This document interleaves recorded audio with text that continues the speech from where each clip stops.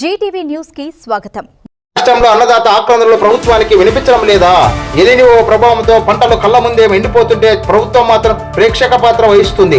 రైతుల కష్టాలను పట్టించుకోకుండా క్షేత్రస్థాయిల వాస్తవాలను విస్మరించి సర్కారు తీరుపై వైఎస్ఆర్సీపీ రైతు విభాగం రాష్ట్ర అధికార ప్రతినిధి గడ్డం నారాయణ రెడ్డి తీవ్ర స్థాయిలో మండిపడ్డారు. పంటలు నష్టపోయి అప్పుల ఊబిలో కూరుకుపోతున్న రైతులకు కనీస భరోసా ఇవ్వడంలో ఈ ప్రభుత్వం పూర్తిగా విఫలమైందని ఆయన ఆరోపించారు. రాష్ట్రంలోని సాగునీటి ప్రాజెక్టుల్లో ఏళ్లగా పెండింగ్లోనే ఉండటం, రైతులకు సాగునీరు అందకపోవడం వెనుక ప్రభుత్వ నిర్లక్ష్యమే కారణమని గడ్డం నారాయణ రెడ్డి నిప్పులు చెరిగారు. ప్రాజెక్టులను ప్రాతిపదికన పూర్తి చేయాలని, పంట నష్టపోయిన ప్రతి రైతుకు వెంటనే నష్టపరిహారం అందించాలని ఆయన డిమాండ్ చేశారు. రైతుల కష్టాలపై పాలకులకు ఉన్న ఈ ఉదాసీనత వల్లే అన్నదాత రోడ్డు మీద పడుతున్నాడని ఆయన ఘాటైన విమర్శలు గుప్పించారు.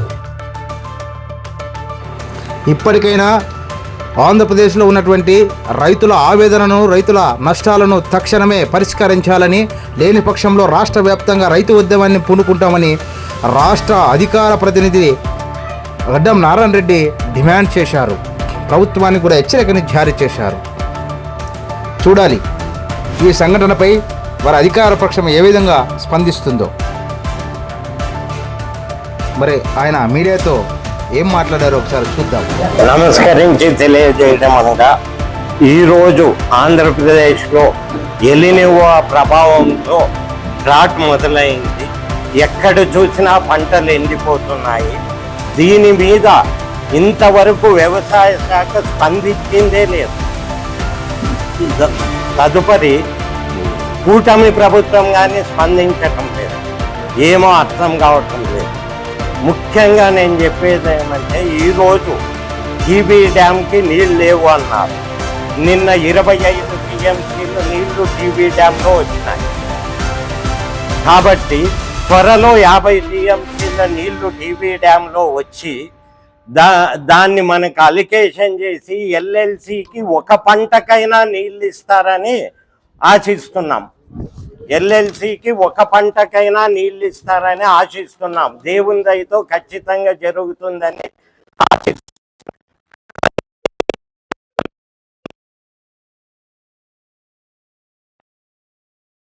22.95 టీఎంసీలు ఉన్నాయి. గత 10 ఇయర్స్ యావరేజ్ కేఎం ఏరియాలో మంచి వర్షాలు పడుతున్నాయి కాబట్టి దాదాపు మనకి టీబీ డ్యాంలో 50 టీఎంసీలు నీరు దాటడానికి ఒక వారంలో పట్టచ్చు. ఇంతవరకు ఎల్ఎల్సి అధికారులు స్పందించటం లేదు. దాని మీద ఎందుకో అర్థం కావటం లేదు. నెక్స్ట్ జిఆర్పిలో ఈరోజు టెండర్లకి చంద్రబాబు నాయుడు గారు వచ్చి కలుగట్లలో 40 కోట్లు శాంక్షన్ చేసినామని చెప్పినారు. తీరా బడ్జెట్లో 11 కోట్లే శాంక్షన్ చేసింది. ఆ డబ్బు ఎక్కడికన్నా పోన్లేండి. ఇంతకుముందు టెండర్లు వేసినవి గత 2 సంవత్సరాల నుంచి వైఎస్ఆర్లో దొంగతనమైనాయి అని చెప్తున్నారు. వైఎస్ఆర్లో దొంగతనమైన వాటికి దొంగలు దొరికినారు. ఇప్పుడు టెండర్లు వేసినారు. 3 సార్లు టెండర్ వేస్తే మన ఎమ్మెగ్నూరు సబ్ డివిజన్కి సంబంధించినవి 3 సార్లు క్యాన్సిల్ అయినాయి. చూడండి మీరే. మిగిలినవన్నీ సబ్ డివిజన్లో జరిగినాయి. ఎందుకు? 4 పనులు పోయిన సంవత్సరం బడ్జెట్లో పెట్టి శాంక్షన్ చేసినారు. అవి కానీ మనకి టెండర్ ఏవి రాలే. చూసుకున్నాండి. టెండర్ మిగిలిన కాన్స్టిట్యున్సీలో టెండర్స్ అయిపోయినాయి. మన కాన్స్టిట్యున్సీలో ఒక్క వర్క్కి టెండర్ కాలే. ఇది 3 సార్లు వేసినా 3 సార్లు సబ్స్టేషన్ రిపేర్లది రాలే ఎవరు. ఇప్పుడు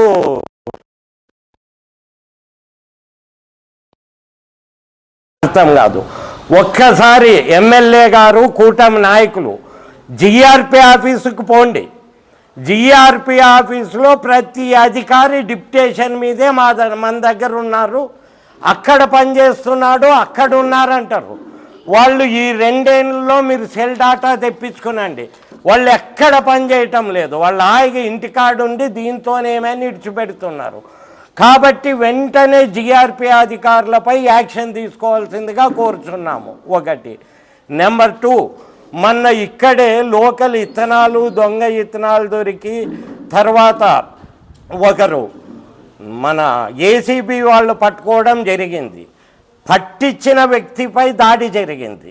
దాడి జరిగితే ఇంతవరకు దాని మీద యాక్షన్ లేదు. ఒకటి. నెంబర్ 2, ఆ రోజు పట్టుకున్న వాళ్ళ దగ్గర అతని అకౌంట్లో ఇంకా 20 లక్షల పైన ఉన్నాయి అని పుకారుంది. దాని మీద ఎందుకు ఎంక్వైరీ చేయటం లేదు? ఏ ఎరువు చేపల్ని రక్షించడానికి ఎంక్వైరీ జరగటం లేదు. వెంటనే దాని మీద దొరికిన వ్యక్తుల అకౌంట్లు చెక్ చేసి వాళ్ళకి ఎక్కడెక్కడి నుంచి డబ్బులు వచ్చినాయి, ఎందుకు వచ్చినాయి అనేది ఎంక్వైరీ చేస్తే మాకు రైతులకు మంచి ఎరువులు మంచి విత్తనాలు దొరుకుతున్నాయి. ఇక్కడుండే అగ్రికల్చర్ ఆఫీసర్లు ఇంతవరకు ఏం చేస్తున్నారో నాకు అర్థం కాలే. పైన నుంచి వచ్చిన వాళ్ళు చెక్ చేస్తే దొరుకుతున్నాయి, వీళ్ళకి దొరకవా? పైన నుంచి వచ్చిన వాళ్ళకే దొరుకుతాయా? అంటే వీళ్ళు లాలూచీ పడుతున్నారు షాప్సోల్తోనని. దీనివలన ఆయన ఏదో కొద్ది డబ్బులకి లాలూచీ పడితే రైతు పంట వేసుకొని ఒక్క పత్తి వేసుకుంటే పత్తి రాక, ఇంకొకటి వేసుకుంటే రాక జీతాలు వస్తున్నాయి. దయచేసి దాంతో సంతృప్తి పడండి, ఈ పైన వచ్చే డబ్బులతో కాదు. దయచేసి ఈరోజు చెప్తున్నా, కూటమి ప్రభుత్వంలో ఆఫీసర్స్ పనిచేయటం లేదు. కరిపై వెంటనే ఎస్సీ గారు, కలెక్టర్ గారు గుర్రాకారుల మీద మరియు లోకల్ అగ్రికల్చర్ అధికారుల మీద తీవ్రమైన యాక్షన్ తీసుకోవాల్సిందిగా కోరుచున్నాం. ఇంత డ్రాట్లో కానీ ఇంతవరకు ఒక సలహా ఇచ్చిన అగ్రికల్చర్ ఆఫీసర్ లేడు. అంటే ఉన్నారా లేదా? ఇప్పుడు వర్షాలు తక్కువ ఉన్నాయి, ఎల్నివో ప్రభావం ఉందని ఫస్టే తెలుసు. మరి ఎల్నివో ప్రభావం ఉండి వర్షం తక్కువ ఉంటే ఎందుకు చేయటం లేదు? ఎందుకు ఏం యాక్షన్ తీసుకుంటున్నారు చెప్పండి? అంటే రైతులానికి లెక్కలేదా? మీరు రైతు పక్షపాతి అంటారు కదండి, తీసుకునండి. రైతులకి నష్టం చేసే ప్రతి ఒక్కరి మీద చర్య తీసుకునండి. కోరుతున్నాము, రైతుల్ని కాపాడండి. ఇప్పుడే క్లిష్ట పరిస్థితిలో ఉన్నాయి. మీరు ఒక్కసారి పొలాల్లోకి పోతే ఇప్పుడే ఎర్నాళ్ళన్నీ పత్తి ఎండిపోతున్నాయి, కొన్ని చోట్ల అప్పుడే దున్నేసుకుంటున్నారు. ఇలాంటి పరిస్థితి వస్తే కానీ గవర్నమెంట్ యాక్షన్ తీసుకోకపోతే ఎట్లా? దయచేసి ఇప్పుడు పత్తి దున్నుకున్న వాళ్ళకంతా నష్టపరిహారం ఇవ్వవలసిందిగా కోరుచున్నా. కేవలం మన ఎమ్మెగ్నూరు సబ్ డివిజన్కి చెందిన 3 స్కీములను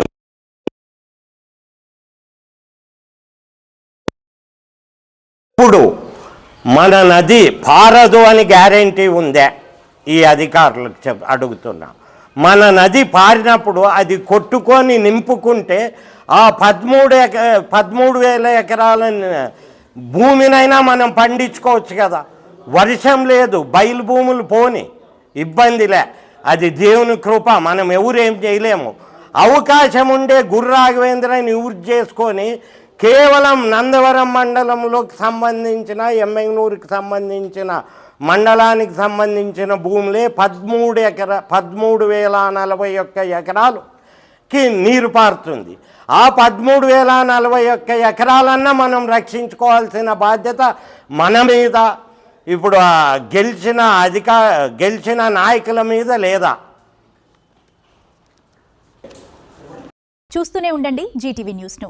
నిజం మా ధ్యేయం, సమతా సంక్షేమం మా లక్ష్యం. మరిన్ని వార్తల కోసం సబ్స్క్రైబ్, లైక్, షేర్ చేయండి. నమస్కారం.